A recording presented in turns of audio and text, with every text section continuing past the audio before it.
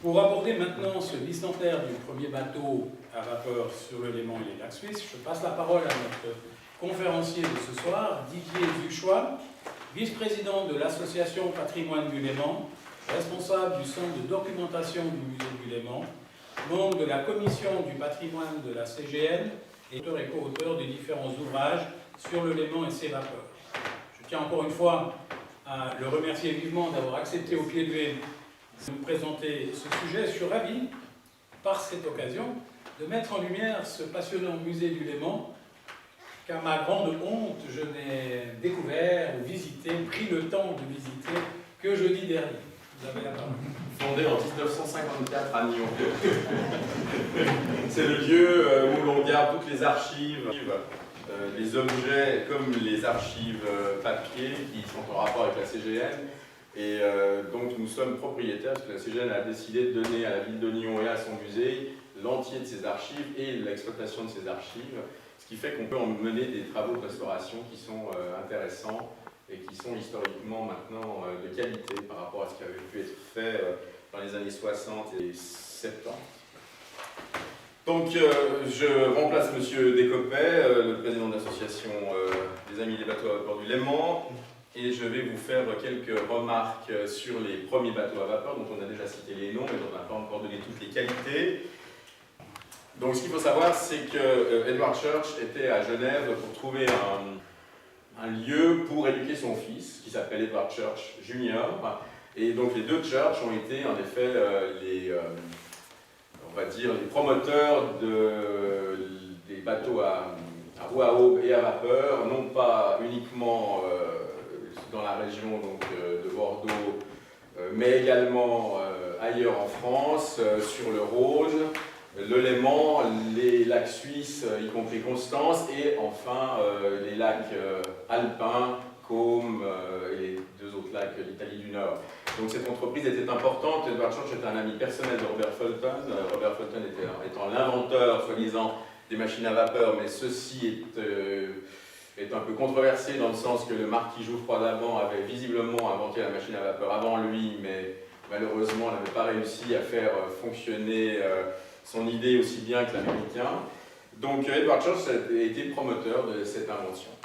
Donc de passage à Genève, il prend contact avec les autorités genevoises, ces lettres sont conservées aux archives d'État de Genève, et donc il s'adresse au Conseil d'État genevois en demandant à ce qu'on l'autorise à établir ce service de bateau à vapeur, et la construction de Guillaume Tell, c'est une construction du même type de ce qu'il a fait faire pour la Garonne. C'est donc une construction en chêne, une construction en bois, donc demandée à Mauriac-Père à Bordeaux, qui correspond à peu près à ce qu'il a lancé ailleurs, et puis une machine anglaise. À l'époque, toutes les machines sont d'origine anglaise. Et donc le Guillaume Tell, c'est un bateau pour 200 personnes, qui fait 25 mètres de long, qui produit 12 chevaux vapeur nominaux, qui navigue à 13 km/h. Et donc la machine vient de chez Fawcett, Preston et compagnie à Liverpool. C'est une machine du système Boulton et Watt. La mise en service a donc débuté le 13 juin 1823. Le bateau a été un grand succès, mais il a vite été supplanté par d'autres constructions et il a été démoli en 1836. La responsabilité technique du chantier est aussi intéressante à relever. Tout ça a été fait sous l'égide d'un dénommé François Mathieu, qui à Genève et puis après ailleurs sur d'autres lacs suisses et sur le Rhône a suivi les aventures de Mark Church. Ils ont même finalement fondé les chantiers maritimes de la Ciotat. Le Winkelried donc est lancé le 14 septembre 1824. Ce bateau, lui, n'aura pas le même destin, le destin de la démolition. Il sera reconstruit sur une coque en fer quelques années après, en 1832-1833, et sera démoli en 1842. C'est un bateau pour 300 personnes, qui fait 30 mètres 0,5 de long. Sa machine donc, est une machine de Joseph Miller, c'est une machine à balancier, qui développe 30 chevaux nominaux. Il arrive à naviguer à 14,50 km/h. cette décision de construction est due à Marc-Antoine de Maulle. On se souvient peut-être que Marc-Antoine de Maulle avait été cité dans la correspondance de Pictet. Et puis, là, en effet, la responsabilité technique est placée chez Guillaume-Henri Dufour.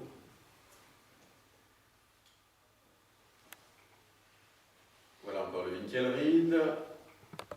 Le bateau à manège, c'est quelque chose de différent, on va dire. Et j'arrive au Léman remorqueur. La troisième tentative d'établir un armement à vapeur sur le Léman était une tentative très originale. Il s'agit donc d'un bateau qui peut embarquer 300 personnes, qui est plus grand que le Winkelried, qui fait 31,20 m. Il développe 24 chevaux nominaux. La construction et la machine sont d'origine anglaise.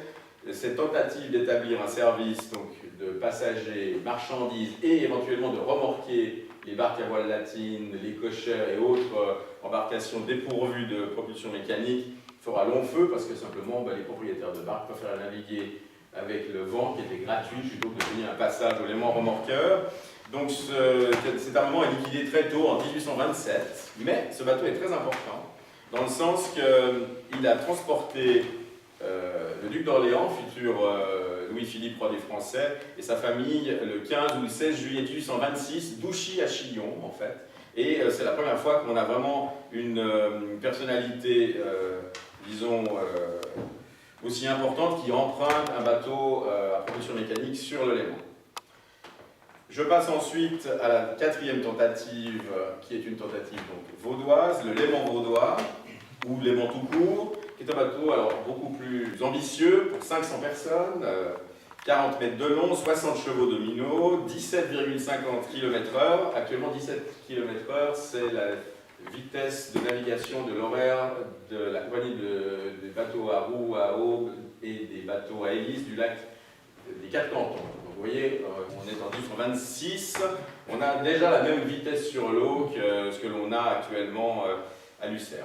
C'est une construction de Brent à Rosserheim en Grande-Bretagne avec une machine Boulton et Watt de leur système à Birmingham. Cet armement vaudois va beaucoup se battre contre l'armement genevois, bien évidemment. Leur bateau est plus rapide, mais il est aussi toujours construit sur une coque en chêne.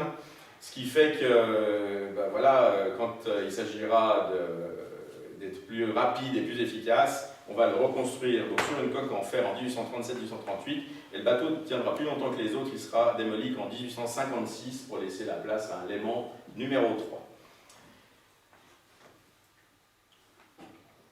Voilà le Léman vaudois.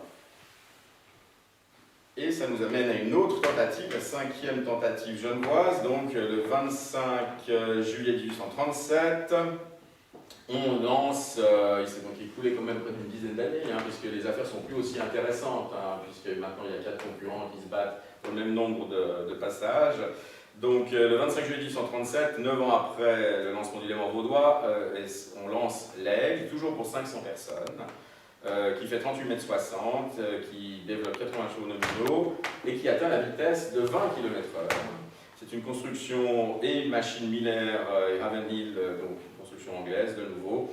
C'est un Genevois également qui est à l'initiative, Louis Ampetta, et la responsabilité technique est de nouveau placée sous la responsabilité de François Mathieu. François Mathieu avait été dans l'affaire du Winkelried aussi, mais finalement il avait aussi une sorte de contrat de ne pas promouvoir un autre bateau, donc il avait dû s'en désister.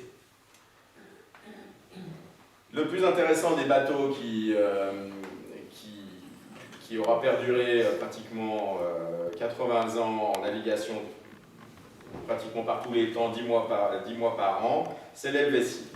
L'Helvétie, c'est le premier bateau qui est donc construit en fer, en acier. Les autres bateaux ont été reconstruits en fer ou en acier ou une forme d'alliage quelconque, comme je vous l'indiquais précédemment. Donc le 5 août 1841, on lance un bateau très ambitieux, l'Helvétie pour 1000 personnes. C'est un bateau de 50 mètres qui développe lui 120 chevaux nominaux et qui atteint la vitesse de 23 km/h. La vitesse de l'horaire de la CGN actuellement est de 23 km/h. On n'a jamais vraiment navigué plus vite que 25 km/h à l'horaire.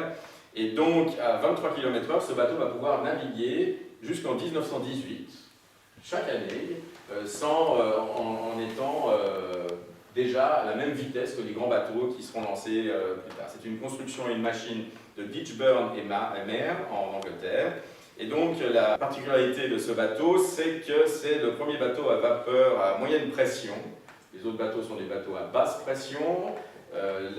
L'Helvétie est équipé de tubes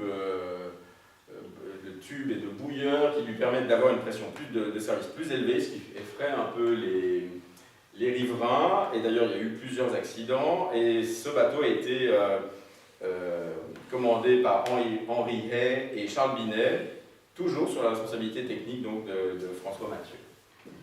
Donc tous ces bateaux, on le voit, les machines sont anglaises, les constructions se font sur place, d'abord en chêne, ensuite en métaux avec des étrangers, mais il y a un bateau, le premier bateau entièrement suisse, qui est lancé le 27 août 1855, donc 14 ans après l'Helvétie, on lance l'Hirondelle. Alors malheureusement c'est un bateau dont on se souvient parce qu'il s'est échoué le 10 juin 1862 devant la baie de Paix et résultat il a coulé le 18 juillet. C'est un spot pour les plongeurs actuellement, mais cette Hirondelle qu'on mentionne assez rarement et dont on n'a pas de photo ou très peu, c'est un bateau pour 800 personnes de 52 mètres 30, 220 chevaux nominaux, donc c'est pratiquement le double de l'Helvétie.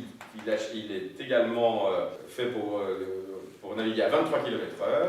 C'est la première construction entièrement suisse qui est due au chantier de messieurs Echervis et compagnie à Zurich, qui, pour créer leur département naval, ont simplement gardé les ingénieurs, les ouvriers et les spécialistes de la vapeur anglais qui sont donc devenus des employés d'Echervis. Echervis va, à partir de ces bateaux, avoir un grand succès, vendre un nombre de bateaux considérable dans le monde entier, et puis va continuer à construire tous les bateaux qui seront lancés sur le Léman jusqu'au Major d'Avel en 1892.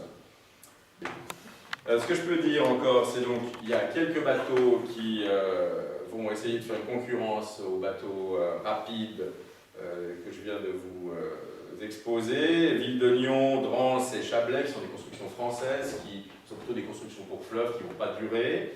Il y a aussi, après avoir été reconstruit en fer, on se rend compte que l'aigle, le Léman nécessite d'être repensé. On va construire un aigle 3, un Léman 3, on va construire aussi un Guillaume Tell 2, et puis après on va arriver à la CGL. Donc je vous passe la parole, Marc, c'est ça? Voilà.